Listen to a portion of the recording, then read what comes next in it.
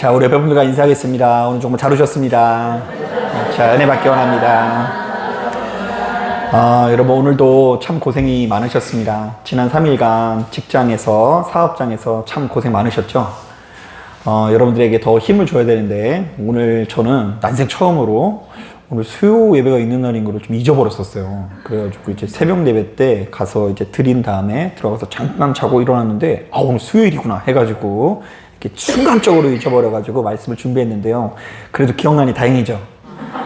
제가 지금 이 시간에 뭐 성도님들이 목사님 어디 계세요? 이렇게 해가지고 저 지금 집에 있는데요? 이러면은 오늘 절단 나는 건데 오늘 여러분들이 계시고 한 덕분에 제가 자리를 지킬 수 있는 것 같습니다. 아무쪼록 귀를 기울이시고 큰 은혜 받으시는 여러분 되길 주님의 이름으로 축복합니다. 이번 시간은 그 열왕기서를 묵상하는 마지막 시간인데요. 저 같은 경우에는 이럴 경우 뭔가 여러분들에게 되게 희망적인 메시지를 전하고 싶습니다. 뭐 예를 들면 이런 식인 거죠. 자, 보십시오. 하나님을 믿는 것은 이렇게 영광스럽고 아름다운 일입니다. 그래야 우리 성도님들이 더 힘을 낼 수 있을 것 같고요.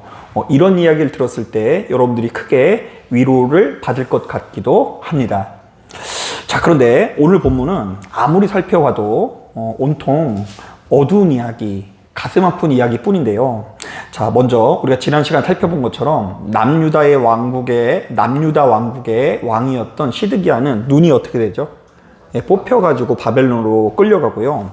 자, 그 뒤를 이어서 오늘 본문에 자세히 기록되어져 있는데 대제사장들과 지도자들 다수가 림나라는 바벨론 땅에 끌려가서 모조리 죽임을 당합니다. 자, 그리고 무엇보다 22절부터 24절을 보면 이스라엘 백성들이 유다의 총독 그달리아라는 사람을 구심점으로 예루살렘을 다시금 회복시키려고 이렇게 시도를 하거든요. 자, 그런데 그달리아가 갑작스럽게 죽는 바람에 크게 절망하는 이야기가 나오는데요. 자, 이 절망 가운데 이스라엘 백성들이 어떤 선택을 했는지 우리 다 같이 26절 말씀 같이 한번 읽어보겠습니다. 26절 시작. 노소를 막론하고 백성과 군대 장관들이 다 일어나서 애굽으로 갔으니 이는 갈대아 사람을 두려워함이었더라. 자, 말씀을 보니까 이스라엘 백성들이 하필이면 어디로 갔다고 하죠? 애굽으로 갔다고 하는데요. 자, 이것은 그들이 다시금 종노릇하는 땅으로 돌아갔다는 것으로서 일종의 신앙 포기 선언이라고 할 수 있고요. 또한 이스라엘 백성들은 이제 누구를 완전히 떠났다는 거예요.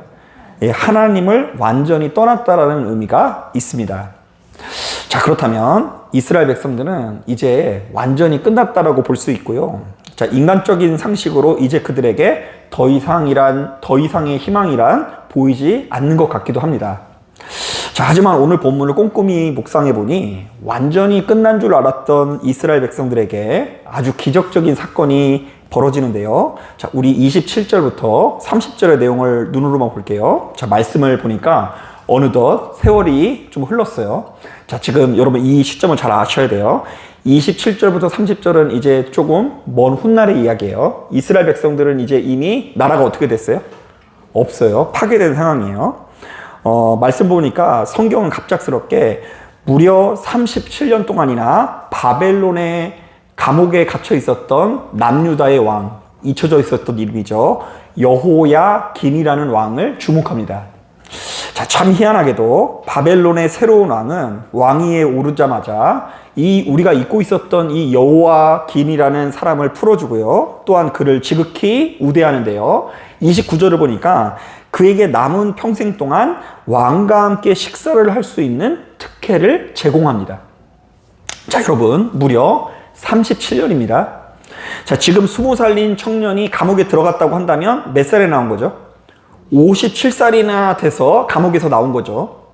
자, 그런데 바벨론처럼 강대한 왕이 이스라엘처럼 다 망한 나라의 왕을 왜 이렇게까지 우대하는지 우리는 좀처럼 이해할 수 없는데요. 자, 성경은 이 장면을 통해서 오늘날 우리들에게 어떤 이야기를 하는 것일까요?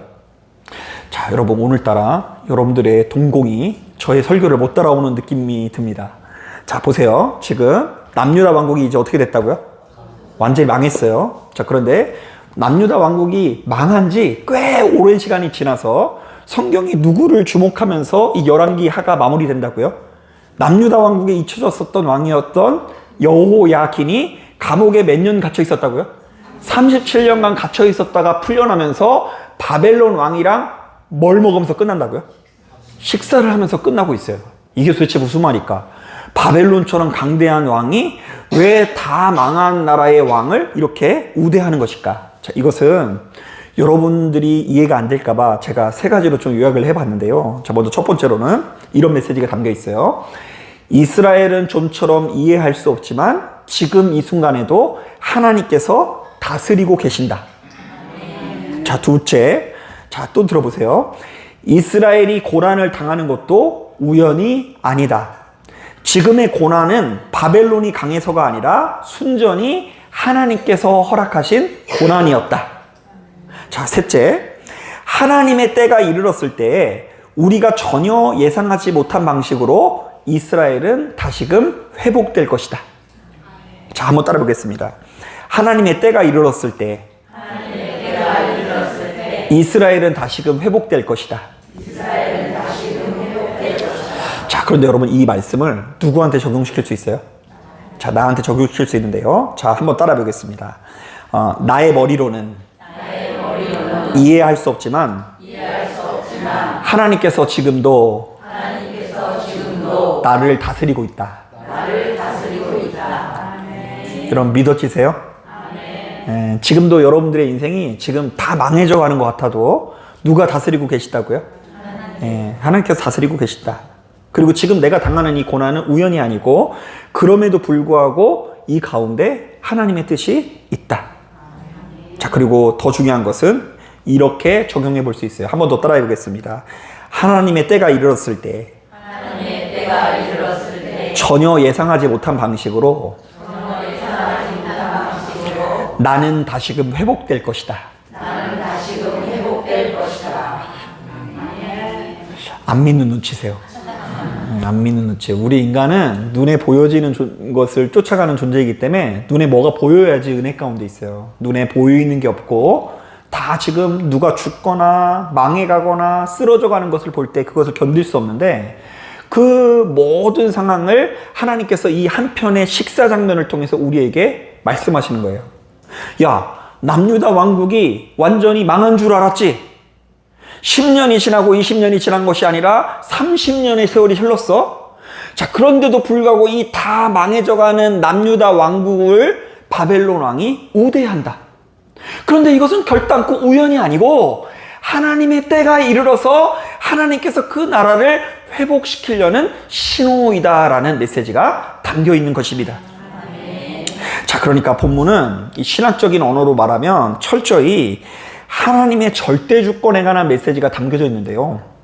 자, 이스라엘은 비록 철저하게 실패했고 눈에 보여지는 이 상황 자체도 완전히 끝난 것처럼 보이지만 하나님께서는 여전히 온 세상을 다스리고 통치하고 있다는 것입니다. 즉, 온 이스라엘을 넘어서 온 인류를 다스리고 통치하시는 진정한 왕은 누구시라고요? 우리 하나님이시라는 메시지를 전하는 거예요. 자, 한번 따라 보겠습니다. 오직 하나님만이 인류를 다스리시고 통치하시는 영원한 왕 되신다. 자, 그런데 생각보다 많은 성도님들이 바로 이런 이야기가 나오면 생각보다 건강하지 못한 반응을 보이게 됩니다. 자, 여러분들이 생각할 때 하나님께서 우리의 인생을 다스리고 통치하면 좋을 것 같아요? 안 좋을 것 같아요? 그런데도 이것이 별로 건강하지 못한 반응으로 이어지는 경우가 많아요. 자, 예를 들면 먼저 첫 번째로 어차피 모든 기륭 하복은 하나님께 속한 것으로서 나의 책임은 없다라는 입장을 보일 때가 있어요. 자, 그런가 하면 두 번째로 어차피 모든 주권은 누구에게 있으니? 하나님에게 있으니 나는 아무것도 할 필요가 없다라고 생각하는 입장도 동반되는 경우가 참 많습니다. 자, 실제로 예수 믿는 우리 중에는 어차피 모든 것은 하나님께서 정해놓으셨다면서 마치 운명론자처럼 자신의 삶과 신앙에 대한 책임을 슬그머니 회피하려고 하는 분들이 계신데요. 자, 이 같은 태도는 절대로 올바른 것이 아닙니다. 자, 여러분, 제가 앞서 말씀드린 것처럼 우리가 무려 14개월 동안 열왕기 하 말씀만 묵상했거든요. 저도 이렇게 오래 걸릴 줄 몰랐어요. 1년 2개월이나 걸렸는데 1년 2개월 동안 우리는 무엇을 보았냐면요. 이스라엘은 하나님께서 베푸신 은혜를 좀처럼 기억하지 못하다가 그리고 매번 악을 행하다가 결국 화를 자초하는 것을 보았죠. 자, 그래서 여러분 우리가 알아야 되는 게 있는데요. 야고보서 1장을 보면 이런 말씀이 있어요. 사람이 시험을 받을 때에 내가 하나님께 시험을 받는다 하지 말지니 오직 각 사람이 시험을 받는 것은 자기 욕심에 끌려 미혹됨이니. 자, 내 인생이 어려워지는 것은 하나님께서 나를 어렵게 만들어서가 아니라 누가 자초하는 경우가 많다고요? 내가 자초하는 경우가 많아요. 그래서 이제 어떤 말이냐면요. 여러분 우리가 지난 30년의 세월을 볼 때 이 세상은 분명히 어려워진 것은 사실이래요. 그래서 30년 전에 짜장면이 한 100원 했나요? 저 기억 안 나시겠지만 1,000원 꺼내놓으면 그냥 난리 나는 거예요. 30년 전에. 그러면 이제 우리 모두가 이제 짜장면을 먹을 수 있는 그 낙원과 같은 세상이었죠. 그래 제가 이렇게 얘기하니까 월급은 더 적어서 그럴 일이 없다 그러더라고요. 그런데 이제 세상이 어려워지긴 어려워졌어요. 그런데 세상이 나빠지고 악해져서 우리의 상황이 악화된 것이 아니라 사실은 누가 자초하는 경우가 많다고요? 내가 자초하는 경우가 많다라는 것이 오늘 본문 가운데 담겨져 있는 메시지들이었습니다. 자, 그러므로 예수 믿는 우리들은 수시로 기도하면서 제일 먼저 자기 자신의 죄와 허물을 돌아볼 수 있어야 되고요. 그게 고통스럽더라도 하나님께 수시로 회개하면서 이렇게 기도해야 됩니다. 주여, 나와 동행하시사 나를 용서하여 주시옵소서. 하나님, 이제는 내가 내 안에 있는 악한 기질을 이길 수 있도록 인도하여 주옵소서. 자, 그리고는 조금 더 능동적이고 책임감 있는 삶을 살아야 되는데요. 자, 가령 예를 들면 여러분 만약에 비가 오면 천정에서 물이 뚝뚝 새는 교회가 있다고 칩시다. 자, 이때 성도님들이 바가지를 대거나 지붕을 고칠 생각을 전혀 안 하고 그 아래 모여서 이렇게만 기도하는 거예요. 온 우주 만물을 다스리시는 하나님, 이 예배당 천장에 내리는 비를 당장 멈춰 주시옵소서. 자, 그랬더니 비가 왔을까요? 안 왔을까요? 더 오는 거예요. 더 와, 막. 자, 우리는 아무것도 안 해도 하나님께서 다 알아서 뽀송뽀송 말려주실 것을 믿습니다. 자, 바로 이렇듯 우리가 똑같은 하나님을 믿는 것 같아도 나는 아무것도 안 하면서 하나님께서 다 해줄 것이라고 말하는 이 지나친 운명론자들은 정말로 잘못된 신앙의 길로 가고 있다라고 말할 수밖에 없는데요. 자, 그러나 여러분, 오늘 본문이 바로 이 두 가지 오해 앞에서 명확한 답을 제시합니다.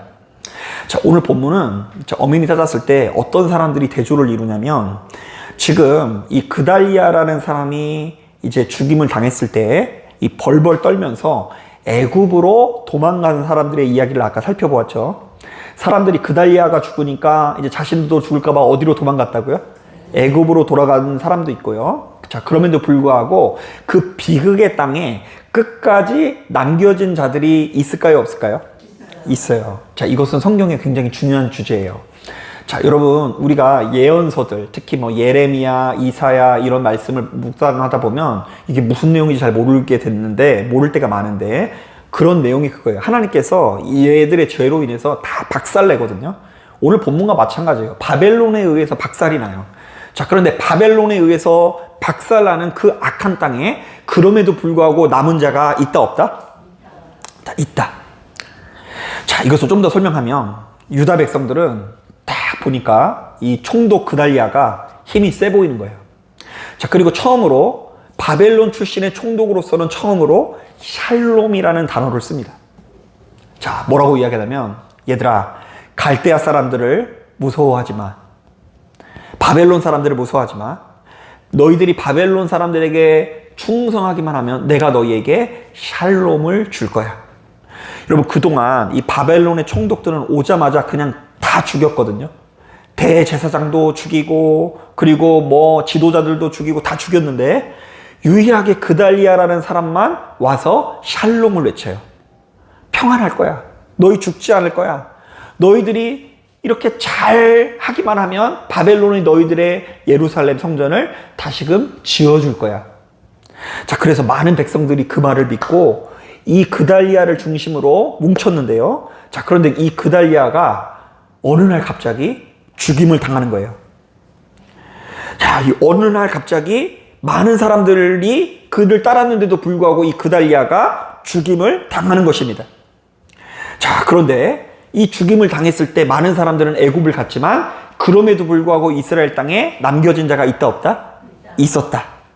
자, 그런데 참 놀랍게도 이스라엘 백성들은 애굽으로 가서 살 길을 찾은 사람들의 손에 의해서가 아니라 이 처참한 땅에 어떻게 하는 사람들이요? 남겨진 자들에 의해서 회복되어지는데요. 자, 이것을 쉽게 설명할 수 있는 이야기가 이런 이야기예요. 여러분, 이 소돔과 고모라가 멸망한 것은 그 땅이 악해서가 아니라 의인 몇 사람이 없었기 때문이라고요. 예, 처음에는 하나님께서 10명 막 이렇게 얘기하시는데 이게 점점 줄어들어가지고 몇 사람만 있으면 돼요. 예, 시흥에 의인 몇 사람만 있으면 돼요. 예, 한 사람만 있으면 멸망할 수가 없는 거예요. 그러니까 믿음 안에서는 한 영혼의 순종이 한 사람이 남아있다라는 것이 한 도시의 흥망성쇠를 결정할 정도로 믿음 안에서는 중요한 요인이 됩니다. 자, 그러므로 예수 믿는 우리들은 내 맘대로 모든 게 어차피 결정되어 있으니까 하면서 재빨리 애굽으로 들어가서는 안 되고요. 아무것도 안 하는 자가 되어서는 더더욱 안 됩니다. 도리어 하나님께서 가라고 하는 땅을 그 어떤 때보다 힘있게 붙잡고 그것을 끝까지 지키기 위해서 노력해야 되는데요. 자, 저는 이것을 설명하는 과정에서 코람데오라는 단어를 여러분들에게 앞세우고 싶습니다. 자, 제가 수차례 말씀드렸지만 이 코람데오는 라틴어로 하나님의 얼굴 앞에서라는 뜻으로서 사실 이 단어는 16세기 종교개혁 당시에 외쳤던 아주 위대한 신앙의 구호였습니다. 여러분, 오늘날 우리들은 좀 이해할 수 없지만 당시 교회 성도들은 오직 교회 건물 안에서만 이 거룩한 삶을 살기 위해서 노력했고요. 또한 신부님들이 보는 앞에서만 거룩한 삶을 살기 위해서 노력했어요. 자, 왜냐하면 그들은 무엇을 중요시 했냐면요. 사람에게 인정받는 것을 굉장히 중요하게 생각했기 때문이에요. 자, 그러니까 가령 교회 내 성도들이나 신부님들의 인정을 받을 때 자신의 구원을 이룰 수 있다고 여겼던 것이죠. 그래서 이제 그들은 어떤 구호가 있었냐면요. 코람 호미네. 그러니까 누구 앞에서라면 사람 앞에서, 사람의 얼굴 앞에서라는 의미예요. 자, 한번 따라 보겠습니다. 너희는 사람 앞에서, 의롭고 신실한 사람으로 인정받으라. 네, 그래서 이왕이면 교회 사람들한테 인정을 받아야 되고, 그리고 또 누구한테 인정을 받아야 돼요? 신부님들에게 인정을 받아야 된다고 생각을 했어요. 자, 그래서 이제 많은 사람들이 그래도 아무리 나쁘게 살더라도 교회 오면은 거룩하게 살까요, 안 살까요? 살 수밖에 없죠. 왜냐면 감옥 갔다 오는 것은 길어봤자 3년인데 우리 하나님 앞에 인정을 못 받으면 지옥에 가서 영원히 이렇게 살 수 있지 않나요? 그러니까 이제 지옥에 살 수 없으니 사람에게 인정받을 때만 최선을 다하고 하나님과는 아무 상관없이 그저 눈앞의 현실에 타협하며 무기력한 방관자로 살아갈 때가 참으로 많이 있었습니다. 자, 이때 종교개혁자들이 바로 이것을 수정하기 위해 외친 구호가 코람데오였는데요. 자, 여기에는 이런 메시지가 담겨져 있습니다. 하나님께서는 교회 건물에만 갇혀 계신 분이 아니다. 우리가 살아가는 삶의 모든 현장, 팍팍한 가정과 눈물 나는 일터가 바로 하나님의 얼굴 앞이다. 그러므로 끝까지 거기서 도망하지 말고 하나님의 백성다운 삶을 살아라. 자, 그러면서 뭐라고 얘기하냐면 너희들이 열심히 땀 흘려서 일하는 그 일터야말로 가장 신실한 성전이 된다라는 주장까지 이 종교개혁자들이 말하게 됩니다. 자, 그러니까 여러분, 우리 박순두 집사님이 열심히 일터에 가가지고 남몰래 땀 흘리는 그 삶의 현장이 사실은 누구 앞에 있는 것이라고요? 하나님의 얼굴 앞에 있었다는 것이고요. 자, 그리고 오늘 우리가 존경스러운 우리 김건중 집사님이 밤을 새면서 일을 하시고 나오셨는데 그 밤을 새서 땀 흘리는 것이 사실은 누구의 얼굴 앞에 있는 거라고요? 박향옥 집사님 얼굴 앞에서가 아니라 박향옥 집사님 얼굴 앞에서가 아니라 그분을 위해서 하는 것이 아니라 사실은 하나님 앞에 신실하게 서 있다라는 것을 강조하는 말이 코람데오입니다. 자, 그러니까 예수 믿는 우리들은 세상 사람들과 전혀 다른 삶을 살 수밖에 없는데요.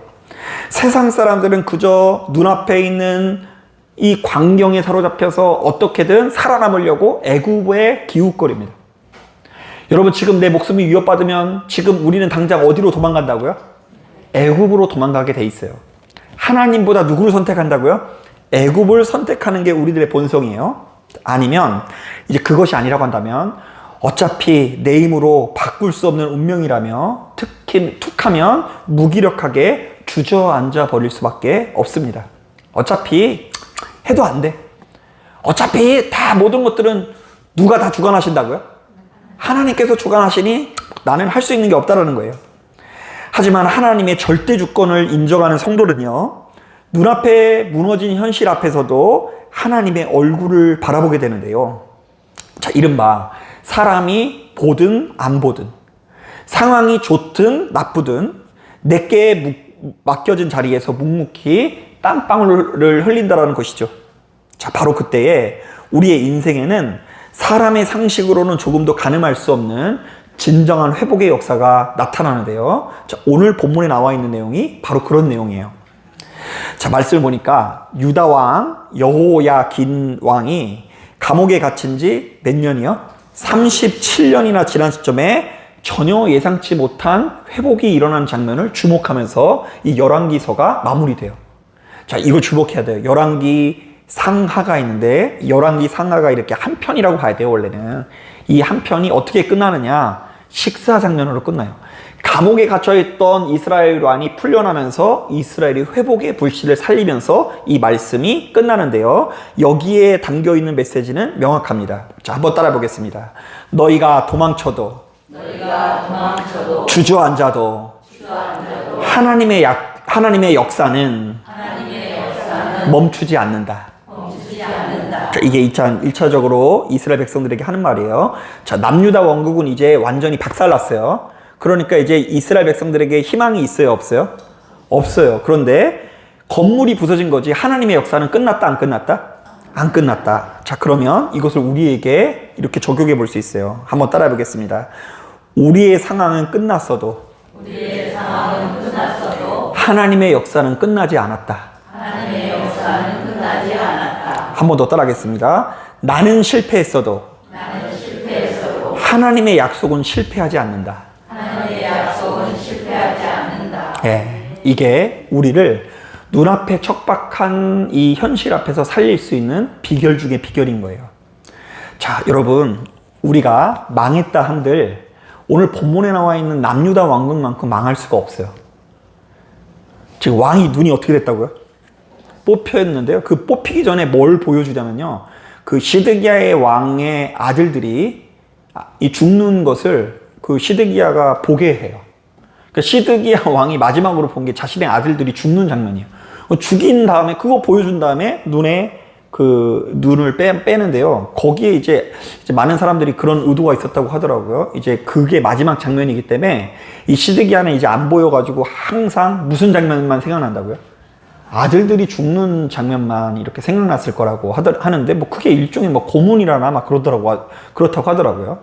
대제사장도 죽고요. 그리고 성전도 박살나고요. 그리고 성전에서 쓰는 금부치들은 다 바벨론으로 가져가가지고 우상을 만드는 데 쓰여집니다. 자, 끝났어요. 아무것도 보이지 않아요. 그런데 이런 상황 속에서 이 열왕기서의 기자는 그럼에도 불구하고 상황이 끝난 것 같아도 이스라엘 백성들이 도망치기도 하고 주저앉기도 했지만 하나님의 역사는 멈추지 않고 지금도 우리들을 향해서 계속해서 이어지고 있다라고 정말로 우리들에게 말하고 있는 것입니다. 믿기진 않지만 이 박살나고 이 망해져가는 이 백성들에게 그래도 너희들이 붙들 것은 하나님밖에 없다라고 말하는 거예요. 자, 여러분, 이것은 저 같은 경우도 마찬가지입니다. 제가 이제 말씀을 전하면서 항상 여러분들에게 저의 솔직한 마음을 이렇게 말하려고 되게 노력을 많이 하는데요.